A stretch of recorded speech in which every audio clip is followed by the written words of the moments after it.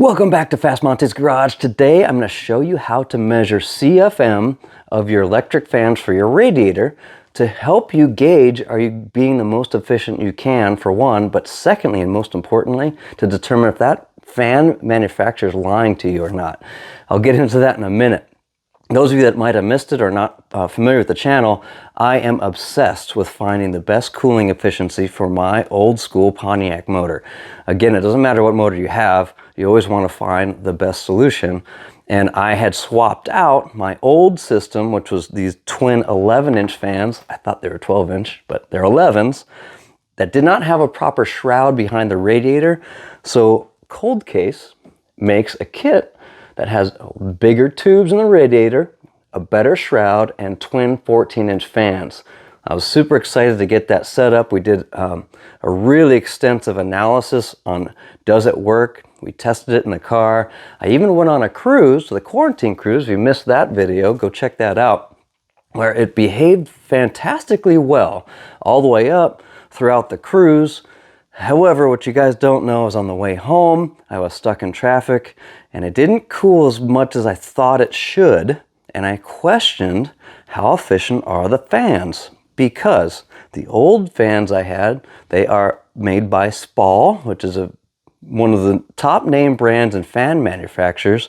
When these kick on, I can hear them. Even over this 7.7 liter monster behind me, I can hear them kick on, which is actually a benefit and reassuring for me. When the 14s kicked on, I couldn't hear them. So I don't know if they were actually working. Pretty sure they were, because the temperature was dropping a little bit. I thought it would drop more. So I started questioning, are these fans really pulling the advertised CFM? And that's why we got to the point we are today. We're going to compare a bunch of different manufacturers. So I have the old setup I have, the new ones I'm currently using, a new 14-inch from SPAL. I have another brand name in a box, which I don't know if we'll get to or not, but I have like 4 fans.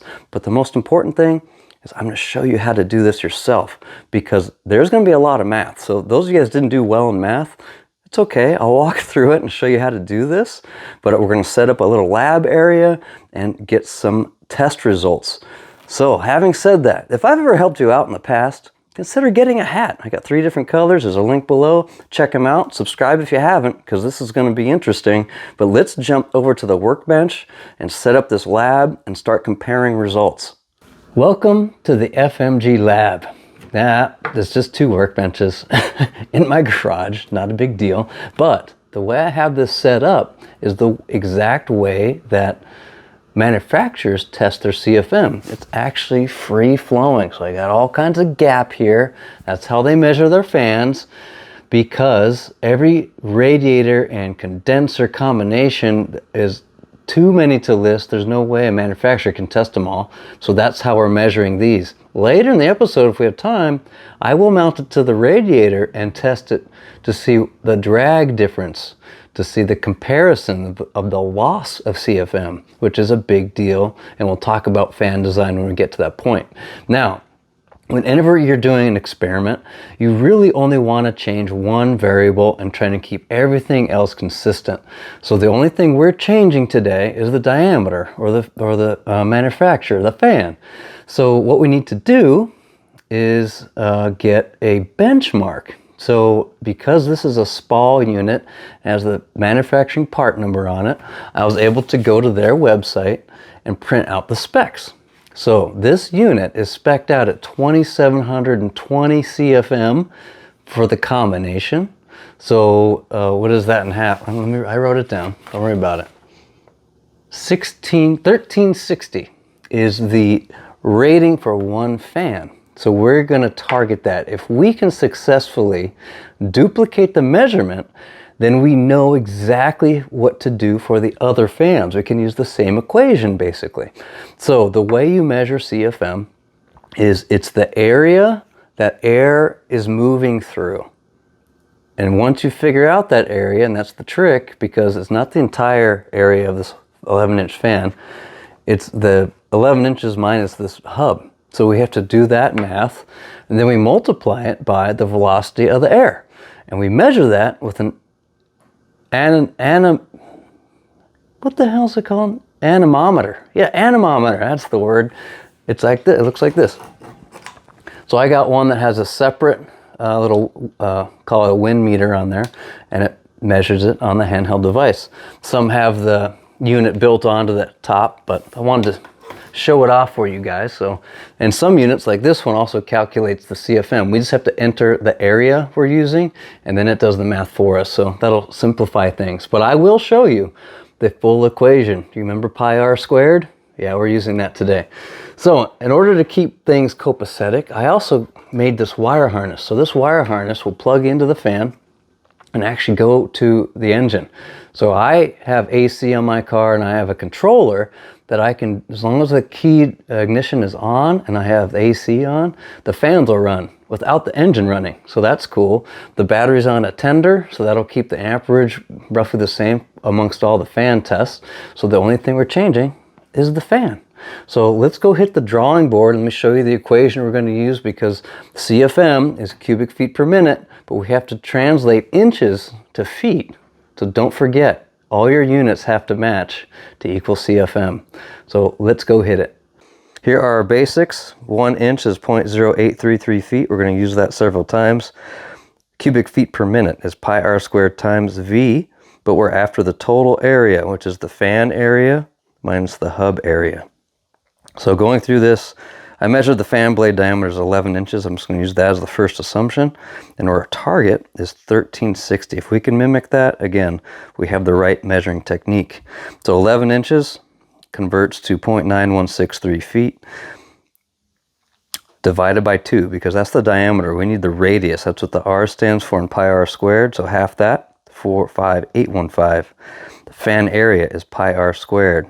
Those of you that are engineers know pi, 3.1415965. Yeah, we memorized that, right?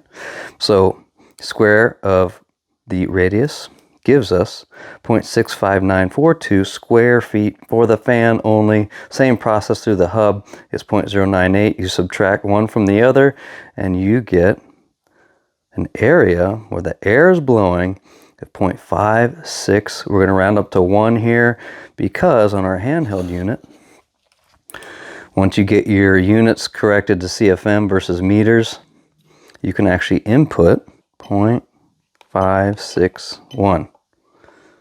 And then you know it's in the unit. So on this guy, if I blow on it,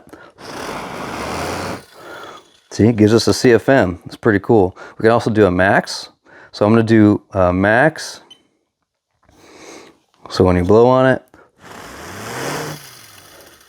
stays at a certain number. So let's go turn on the car, the fans, and get some measurements here. And just to show you guys, I'm not kidding. So here's the wire harness that I built, and there's the one fan we took out from cold case, which we'll test in a minute. But it goes all the way to the lab. That's the lab. We're all set up. So I'll just turn the key and the fan will turn on. I have it taped down for safety. I don't know if it's going to come flying off the table or not. We're going to find out. And there's our notepad and our anemometer. All right, it's working.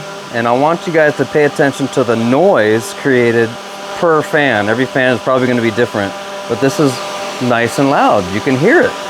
Now we have 0.561 in there. And I'm just going to keep the meter not at max setting, but I'm going to show you there's a difference when you go around.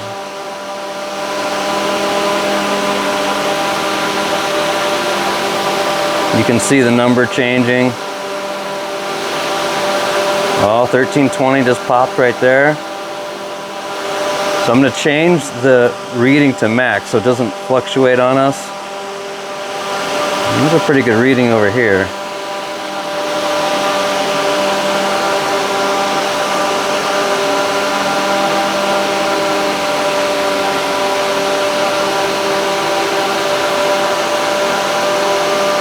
Oh, 1340, 1337. All right, 1338 looks like our max.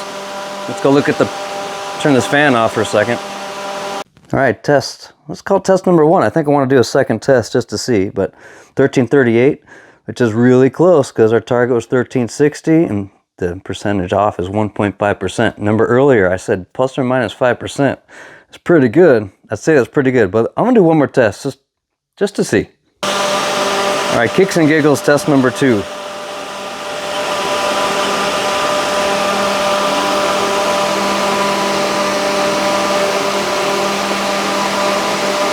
What? 1359. Hey-o. Test number 2, 1359. Holy crap, that's close, right? So I think we've nailed it, guys. So we're gonna go ahead and proceed to the next fan. We'll do the diameter of the fan blades minus the hub area, and then that'll give us our CFM. Let's do it. All right, so I wasn't gonna show this, but I'm already a little blown away. So this is supposed to be a 14-inch fan from the Cold Case kit. Now, keep in mind, I don't think Cold Case makes this fan. So the spec they told me was, or they tell everyone else, is that the system is 4,000 CFM. So that means this one fan should put out 2,000 CFM.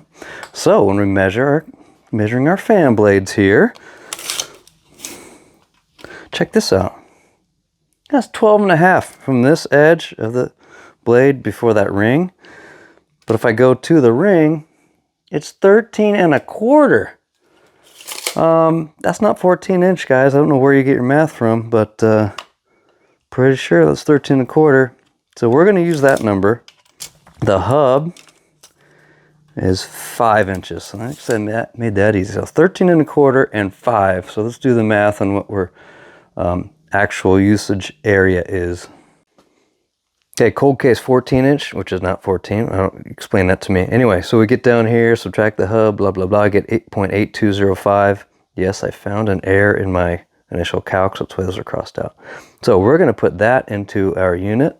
0.82, rounding up to 1, 821. Let me mock up that fan and get this tested. Okay, here's the Cold Case fan. Remember, our target is 2,000. And you notice right away, there's a different noise coming from this. It's a little more muffled, mostly because of that fan blade, the S-curve design. We'll talk about that later. There's our unit. We're at 821, so we entered in there. And we'll set it to max. There we go.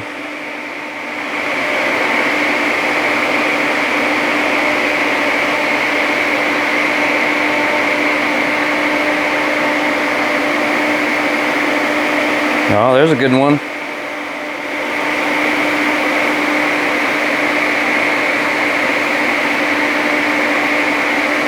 Come on, baby. Wow. Okay. So I kind of suspected. Let's go hit the drawing board. Wow, how disappointing was that? So that's the first test, 1381. That's 30% off, roughly. I did a second test, 1359. It was going lower. The test 3 did 1420, which was better. I couldn't duplicate that. Still way off from 2000. And then I spent another 3 hours doing more tests at different, I don't know if you can tell my chicken scratch, different diameters and different hub sizes. Because, I mean, even if they're calculating differently, now the best case, 13.5, 4.5-inch hub, which is smaller, 1425. That's not even close. So, holy hell. All right. It's SPAL 14-inch time. Okay, here's our 14 from SPAL. And just the opening, the minimum opening is just shy of 14. So if we did the actual fan blade, let me see. It's like 13 7/8.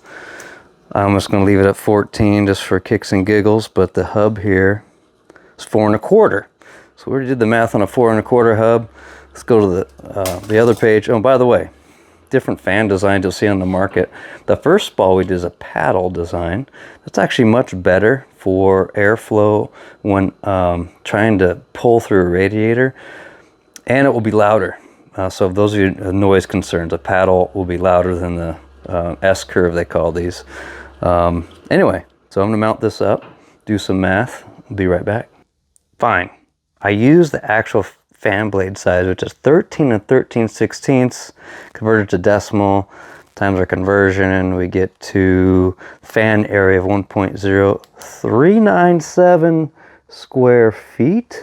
Subtract the hub, which is that number there, from the previous exercise, and we get a total of 0.94131. So we're going to go ahead and input 0.941 into the meter and see what we get.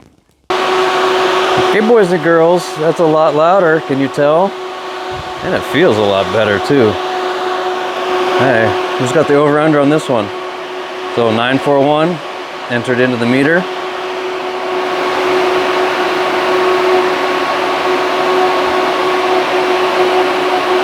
Oh, I forgot to set max.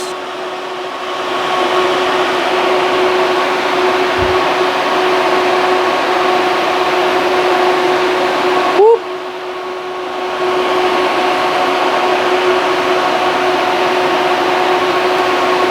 Wow, that's the max.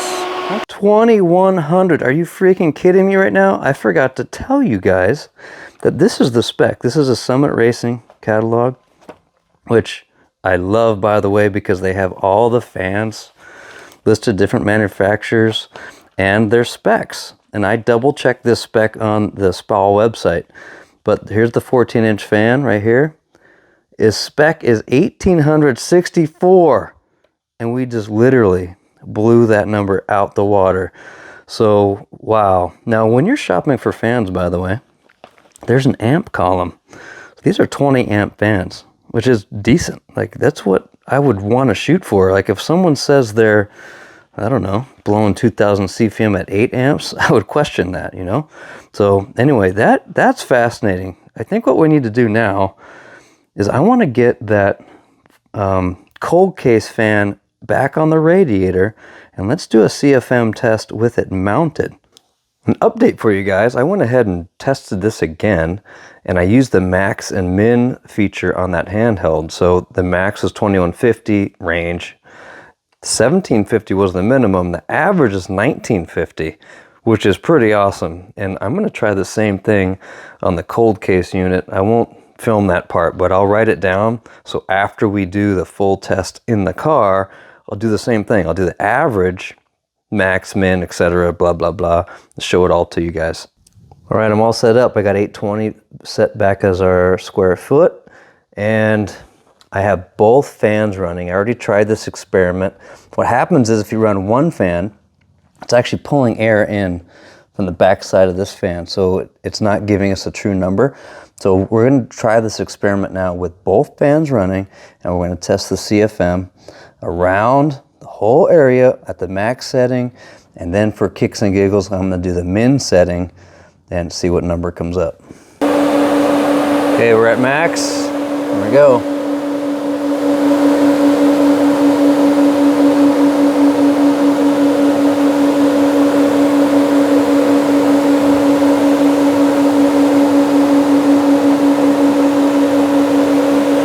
It looks like 845.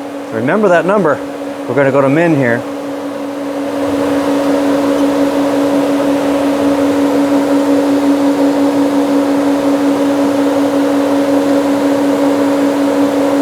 $109? Seriously?